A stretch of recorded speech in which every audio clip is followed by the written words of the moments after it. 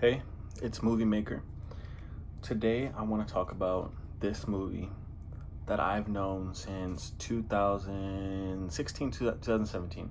But this film literally changed my life. And I usually don't like musicals, but La La Land. I love this movie so much. And I created this tradition when I was about 12 years old. Whenever I would buy a movie, which I did a lot back when they were everywhere, I would put the movie ticket into the case when I saw it. So for this particular one, the first time I saw it, I saw it a couple times in theaters. First time I saw it was February 28th, 2017. I was 16 years old. I then went a couple weeks later, March 4th, 2017, took my family to go see it. And this has been in this movie case for the past 8 years.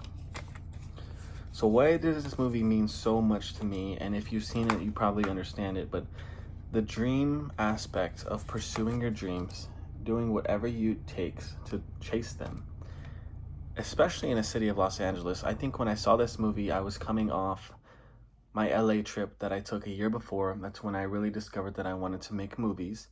And in La La Land, the main star, Emma Stone, she plays Mia. She wants to be an actress. And then Ryan Gosling, he plays Sebastian. He wants to open up a jazz studio or a jazz club. That's his passion. This movie exudes passion from the director, which a story is that he created the film Whiplash in order to make this film. So this was always like a passion project for him.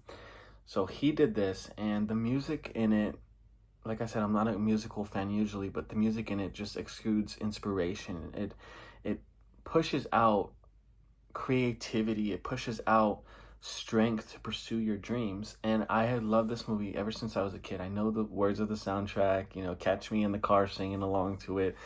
But there's so much passion, there's so much creativity in this film that I always think back to it. What are the lengths you'll go through to chase your dreams? And that's what they do throughout the film. What would you do to chase your dreams? How much money would you spend? How much time on a craft would you spend? What memories would you make for the plot or on purpose in order to make memories that you can use later? I mean, that's the way I really try to live my life. I'm a writer. I write movies, I write stories. I've written books when I was in high school, none of them published. But I really try to live life for that experience. I'll be the first to admit, when I go out, I eavesdrop on people. That's just how it is. We're in the public. I'm gonna hear conversations, and I listen, and I really use these conversations as dialogue for my fuel, for my scripts, for my own scripts. Now, do I copy them word for word? No, but I put it in my movies to give that more authentic vibe to my characters, right? So years ago, my roommate came up to me. It was her birthday, and she wanted to go skydiving. I'm scared of heights. I have high blood pressure. That scares me to all end, right? So a couple weeks later, her birthday comes up, and I get on a dingy plane. There's a flap on a door. We're all hooked up. We have our instructor right behind us, and I see her jump out of this plane. We're so high in the air over Lake Tahoe. I see her jump out, and I'm like, oh God, I'm gonna get down one way or another. And the instructor, we're getting ready to jump out. My feet are flailing in the air above in this plane. And my instructor tells me, don't worry, this is my first time. And then we jump. And I had no time to react. Their air was pushing my hair. It pushed my earrings out. I was free falling in the sky, and I could see the ground. And it's such a surreal experience. It's such a story to tell. And now I can even reflect on what the instructor told me years ago. This was probably 2021 or 2020. And it's such a story to tell. And right when I hit the ground, my stomach was hurting, but I knew it. I was like, I just did that. I did what so many people would love to do, what so many people are scared to do. I did that. And now I could tell this story for the rest of my life. And I have a video to show it. I can tell a story that, hey, when just, whatever, in public, like, let's say you're at a new job, you got to introduce yourself, those icebreaker things. Name something about yourself, something crazy. I skydived.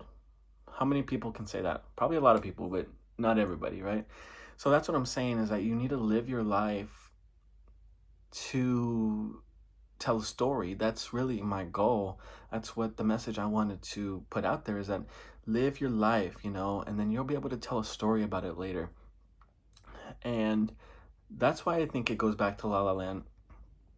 The director made this film, and now he's out here making Babylon, First Man. He has a movie upcoming with Leonardo DiCaprio about Evel Knievel. He did it. Simple as that. He did it. He did it. He wrote a movie about making it in Hollywood. He wrote a movie about Los Angeles and the creativity and the muse that the city is to him. And he did it. He actually made it in the industry. This was his dream for years. So what I'm saying is, go out there, pursue your passion, pursue your dream, live your life. Do it for the plot, you could say.